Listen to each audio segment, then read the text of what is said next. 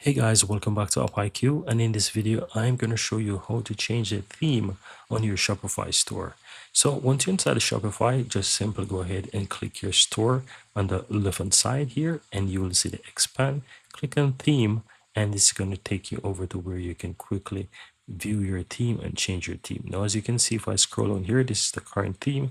If I scroll on, there's also themes that I already have. Now you can quickly publish one of these current themes if you have something already there, or you can scroll down and you can find one of the free themes. I recommend scroll all the way down and open up the theme store where you can find themes. You can go ahead and purchase a new theme, or you can just simply check the checkbox here and go to the free themes. Once you find something that you like, take for example this one here, you can click on it and you can say try theme. Once you click on that, it's going to go ahead and add that theme, and then it's going to install the theme, and then you'll be able to publish the theme on your store. Now you just want to be patient and allow this process to quickly complete.